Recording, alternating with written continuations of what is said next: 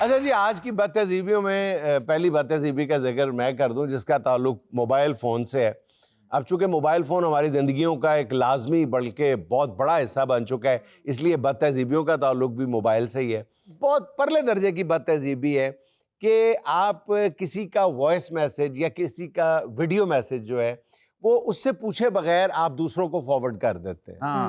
یہ بالکل دیکھیں، موبائل پر دو بندوں کے درمیان ہونے والی جو موبائل پہ گفتگو ہے وہ موبائل کی گفتگو نہیں ہے، وہ بالمشافہ ملاقات ہے.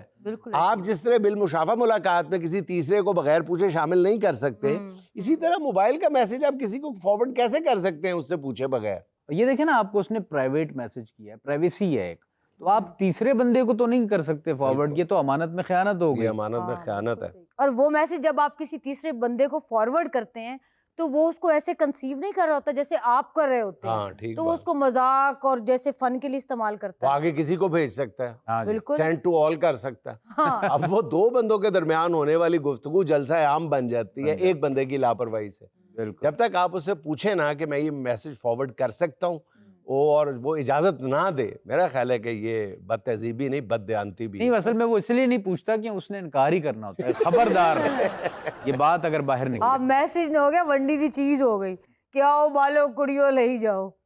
اچھا، اسی سے ملتی جلتی ایک اور بد تہذیبی وہ بھی موبائل سے ہی ہے کہ آپ کو کال آئی ہے موبائل پہ، ٹھیک ہے، اور آپ نے اس کا اسپیکر فون بغیر بتائے دوسرے کو آن کر دیا اور آپ باقیوں کو سنوا رہے ہیں. یہ بھی اسی طرح کی بد تہذیبی ہے، اس سے بھی گریز کرنا چاہیے.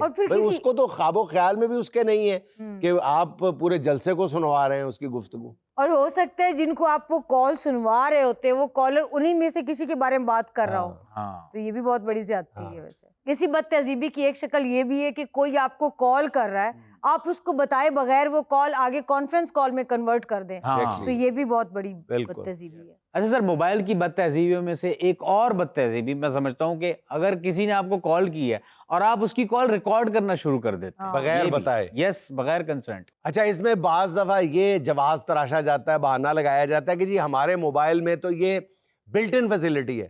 یار بلٹ ان فیسلٹیز تو اور بھی بہت زیادہ ہیں، سینکڑوں ہیں، وہ تو استعمال نہیں کر رہے. اور بعض دفعہ ویسے یہ بھی ہوتا ہے کہ کال ریکارڈنگ سے پہلے انتباہ آ جاتا ہے، وربلی یا لکھا ہوا بول کے لکھا ہوا آ جاتا ہے کہ کال ریکارڈنگ ہو رہی ہے. وہ تو چلے ٹھیک ہے، آپ کو پتہ چل جاتا ہے.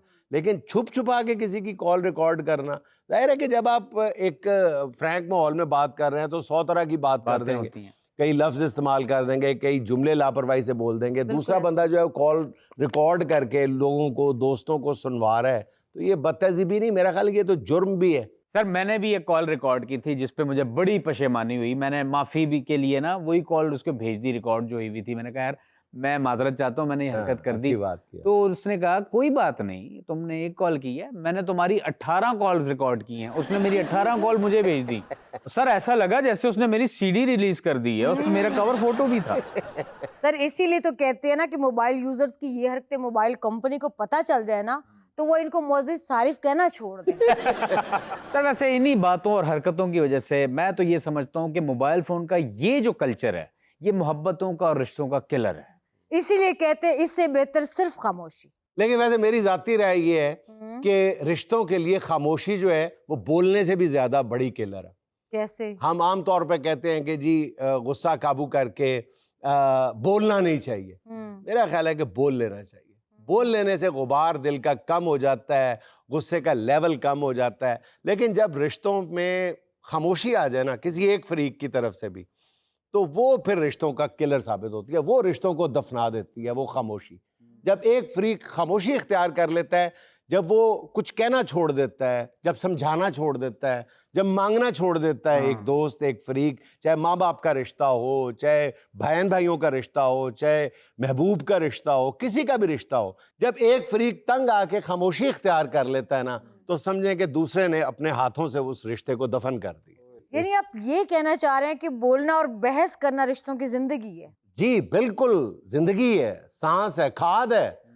لیکن اگر وہ ان میں بھی تمیز کا دامن ہاتھ سے نہ چھوڑا جائے، رواداری کا، میانہ روی کا دامن جو ہے ہاتھ سے نہ چھوڑا جائے. لیکن آپ کبھی دیکھ لیں جب رشتوں میں ایک فریق خاموش ہو جاتا ہے تو وہ چند مہینوں کے اندر ہی وہ رشتہ جو ہے وہ اسی طرح ختم ہو جاتا ہے کہ کسی پودے کو آپ کھاد نہ دیں، پانی نہ دیں، اس کو یک طرفہ طور پہ اس کی وہ موت ہو جاتی ہے رشتے کی.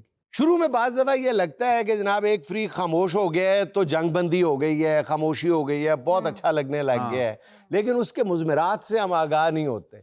وہ جب خاموشی اختیار کر لیتا ہے وہ دلوں میں کئی آسیں، امیدیں اور حسرتیں جو ہیں وہ دفن کر لیتا ہے، اور وہ جو دفن ہے نا، وہ جو مدفن ہے، وہ پھر اچانک کسی دن پھٹتا ہے اور پتہ چلتا ہے کہ جی رشتہ ہاتھ سے نکل گیا. ختم.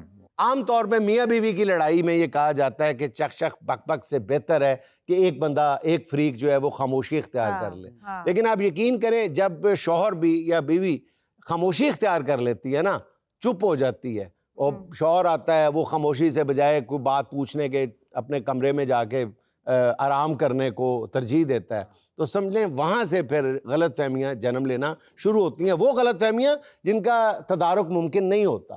آپ بول کے اپنے دل کا غبار نکالتے ہیں تو ان کا تدارک ممکن ہوتا ہے، لیکن جب آپ خاموشی اختیار کر لیتے ہیں پھر وہ آپ کی قبر بن جاتی ہے. آپ اندر ہی اندر جمع کرنا شروع کر دیتے ہیں سارے گرد و غبار کو، سارے غم کو، سارے تلخیوں کو آپ اندر دفن کرنا شروع کر دیتے ہیں. وہ بہت خطرناک ہے. سر اس طرح تو پھر جوائنٹ فیملی سسٹم آپ کی بات کو سپورٹ کرتا ہے، نہ کوئی تنہا ہوگا نہ لڑائی بڑھے گی. جوائنٹ فیملی سسٹم میں دیکھیں نا لڑائیاں بہت ہوتی ہیں، لیکن اگلے دن بھول بھال جاتے ہیں کہ پچھلے دن ہم کس بات پہ لڑے تھے. اچھا